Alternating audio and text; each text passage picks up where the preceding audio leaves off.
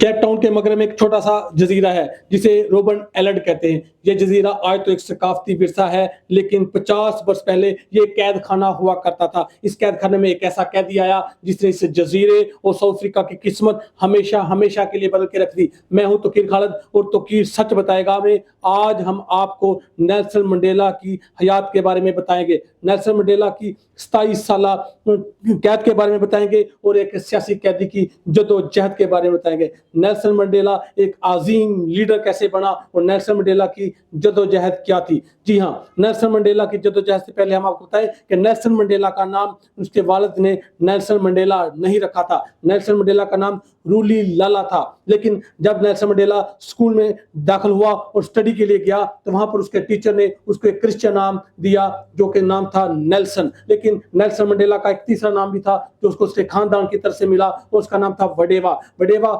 نام اس کو اس کے خاندان کی طرف سے بطور وراثت ملا تھا۔ نیلسن منڈیلا کے والد ایک بہت بڑے جاگیردار تھے اور جاگیردار ہونے کے ساتھ ساتھ وہ ایک ذہین اور عقل مند اور بہادر شخص بھی تھے۔ وقت کے ساتھ ساتھ نیلسن منڈیلا اپنی زندگی کی جدوجہد کرتا رہا۔ نیلسن منڈیلا نے اپنی زندگی میں بڑی کوشش کی، لیکن نیلسن منڈیلا اپنے والد پر گیا تھا۔ نیلسن منڈیلا کا والد ایک بہت ہی ہمت والا شخص تھا۔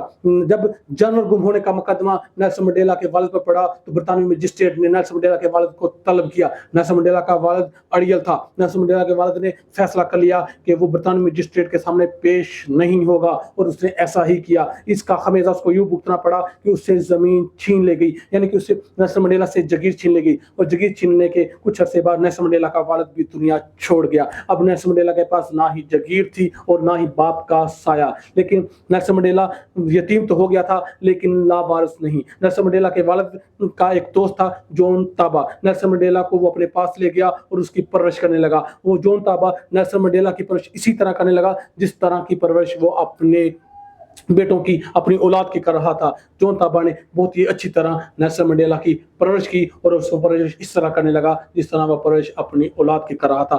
وقت آنے پر جون تابا نے فیصلہ کیا کہ وہ اپنے بیٹے جسٹس اور نیلسن منڈیلا کی شادی کر دے۔ اس نے دونوں کی شادی طے کر دی۔ وقت مقرر سے قبل نیلسن منڈیلا اور جسٹس دونوں بھاگ گئے، دونوں گھر سے بھاگے اور ساؤتھ افریقہ کے شہر جونسبرگ چلے گئے۔ یہاں سے نیلسن منڈیلا کی جدوجہد کے دن شروع ہوتے ہیں۔ اس وقت سے جب وہ بھاگا اور جونسبرگ چلا گیا، پھر اس کی مشکلات کے دن شروع ہو گئے۔ جب تک وہ نیلسن منڈیلا کے والد کے دوست جون تابا کے پاس تھا تب تک وہ ایزیلی زندگی گزار رہا تھا، لیکن جب وہ بھاگ کر جونسبرگ چلا گیا شادی نہ کرنے کی وجہ سے، تب نیلسن منڈیلا کی مشکلات شروع ہو گئی۔ اس نے سب سے پہلے ایک لوہے کی کان میں کام کرنا شروع کر دیا، لوہے کی کان میں کام کرتا، لیکن پھر ایک جاننے والے کے ہاں اس کو رہائش مل گئی۔ وہ رہائش جاننے والے نے یوں دی کہ ایک ٹین کی چادر، ٹین کی ڈبے کی بنی ہوئی چادر کی چھت کے نیچے اس کو زندگی گزارنی پڑی۔ وہاں اس نے وقت گزارا اور اسی چادر کے نیچے، اسی چادر کی چھت کے نیچے اس نے زندگی گزارنی شروع کر دی، اور اسی حالات میں اس کو دوپہر کا کھانا بھی وہیں اس کا جاننے والا دیتا۔ وقت گزرتا رہا اور نیلسن منڈیلا اپنی جدوجہد، اپنی زندگی کے واقعات، اپنی زندگی گزارتا رہا اور ساتھ ساتھ اسٹڈی کرتا رہا اور محنت بھی۔ ایک وقت ایسا آیا کہ نیلسن منڈیلا کو ان حالات میں، نیلسن منڈیلا کے یہ حالات تھے کہ نیلسن منڈیلا کے پاس اپنے پاس 5 سال میں صرف پہننے کے لیے کپڑوں کا ایک ہی جوڑا تھا۔ جی ہاں، نیلسن منڈیلا کے پاس 5 سال تک پہننے کے لیے کپڑوں کا صرف ایک ہی جوڑا تھا اور اسی جوڑے میں اس نے 5 سال گزارے۔ لیکن ان حالات میں بھی وہ یونیورسٹی آف ساؤتھ افریقہ سے خط و کتابت کے ذریعے BA کی ڈگری حاصل کرنے میں کامیاب ہو گیا، لیکن ابھی تک نیلسن منڈیلا کے حالات نہیں بدلے تھے۔ پھر نیلسن منڈیلا نے 2 سال کا قانون کا ڈپلوما حاصل کیا۔ جب نیلسن منڈیلا نے 2 سال کا قانون کا ڈپلوما حاصل کیا تو پھر اس نے قانون کی پریکٹس شروع کر دی۔ 1952 میں نیلسن منڈیلا نے قانون کی ڈگری حاصل کرنے کے بعد پریکٹس شروع کی۔ جب اس نے پریکٹس شروع کی تو اس کے حالات بہتر ہونے شروع ہو گئے۔ نیلسن منڈیلا کے حالات تو بہتر ہونے شروع ہو گئے تھے، لیکن ساؤتھ افریقہ کے حالات بد سے بدتر ہوتے جا رہے تھے، اور ان حالات کی ذمہ دار تھے ان پر جو حکومت کرتے تھے گورے۔ جی ہاں، ساؤتھ افریقہ کی جو آبادی تھی وہ 91% آبادی سیاہ فاموں پر مشتمل تھی اور 9% آبادی گوروں پر مشتمل تھی۔ وہ 9% لوگ ساؤتھ افریقہ پر حکومت کرتے تھے، 80% فل بلیک ساؤتھ افریقن تھے اور 11% گندمی رنگ والے تھے۔ टोटल मिलाकर 91% ये ब्लैक स्या फार्म थे और इन पर हुकूमत करते थे 9% डच लोग। नेदरलैंड से 300 साल कबल आए हुए अफ्रीका में मकीम हुए ताजर लोग, मुहाजिर लोग, जिन्होंने साउथ अफ्रीका की अवाम को यरगमाल बनाया हुआ था, ये लोग 9% डच लोग। उस वक्त नेदरलैंड को हाईलैंड कहा जाता था। ये डच लोग 9% 91% पर हुकूमत करते थे और इनके हुकूमत करने की वजह इनका ज़हीन होना, इनका पढ़े लिखे होना था, जबकि ये सहूलियात स्या फार्मों को हासिल नहीं थी और वो कम पढ़े लिखे थे और इसलिए वो इतना नहीं जानते थे, माशरे के उतार चढ़ाव को नहीं जानते थे। जबकि ये 9% लोग पढ़े लिखे थे और ये माशरे के उतार चढ़ाव को जानते हुए सियासत में दिलचस्पी लेते थे और इनका बिजनेस भी बहुत अच्छा था। इसी वजह से 91% लोग कमज़ोर भी थे, गरीब भी थे, अनपढ़ भी थे, जबकि ये 9% लोग अमीर भी थे, पढ़े लिखे भी थे और यही उन पर हुकूमत करते थे।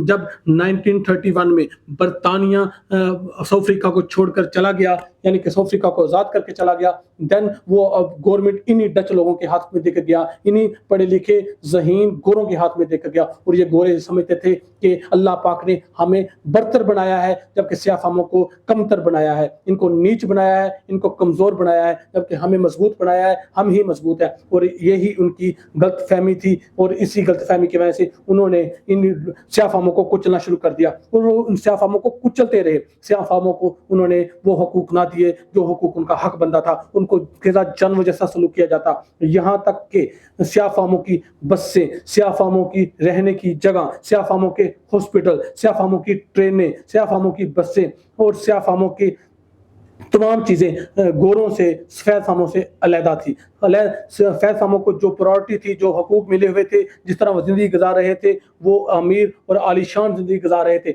जबकि स्या फार्म बदतर, गरीब और कमज़ोरों की ज़िंदगी गुजार रहे थे और उनको वो हकूक हासिल नहीं थे जो एक माशरे में इंसानों को हकूक हासिल होते हैं। जब ये हालात देखे नेल्सन मंडेला ने, तो नेल्सन मंडेला ने जद्दोजहद शुरू कर दी। उन्होंने स्या फार्मों के हकूक के लिए लड़ना शुरू कर दिया। 1943 को वो पहली दफ़ा नेल्सन मंडेला पहली दफ़ा सड़क पर अपने स्या फार्मों के हकूक के लिए आया। वो तब आया जब उसके इलाके में चलने वाली बस ने अपना किराया 4 पेनिस से बढ़ाकर 5 पेनिस कर दिया। तो स्या फार्मों ने इस तरह की स्ट्राइक, इस तरह का बाइकाट किया बसों का कि 9 रोज तक बसें चलती रहीं लेकिन उसमें एक भी स्या फार्म नहीं बैठता था और इस स्ट्राइक के ये नतीजा निकला कि स्या फार्म अपनी जद्दोजहद, अपनी स्ट्राइक की वजह से जीत गए और बसों को किराया 5 पेनिस से दोबारा 4 पेनिस पर करना पड़ा। ये स्या फार्मों की पहली जीत थी और ये 1943 में पहली दफ़ा नेल्सन मंडेला अवाम में अपने हकूक के लिए आया था। लेकिन उसके बाद उसकी जद्दोजहद जारी रही और जब वकालत उसने कर ली तो फिर उसने मुकम्मल तौर पर अपने हकूक के लिए लड़ना शुरू कर दिया। उसने फैसला कर लिया था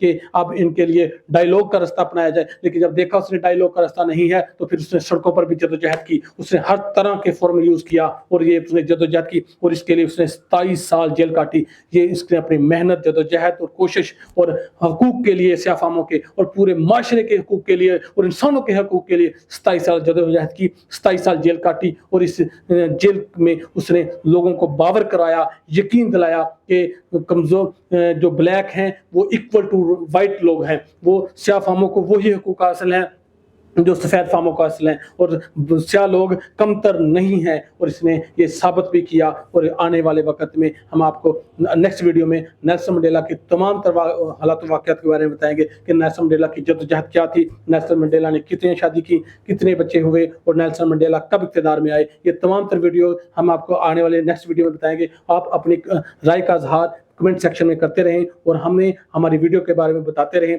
ताकि हमें अपने बारे में मालूमात मिलती रहें कि हमें खामियां कहाँ हैं और खूबियां कहाँ हैं। जो बात आप बताएंगे हम उस पर अब कोशिश करते हैं कि उसको अपग्रेड करें। अल्लाह हाफिज़।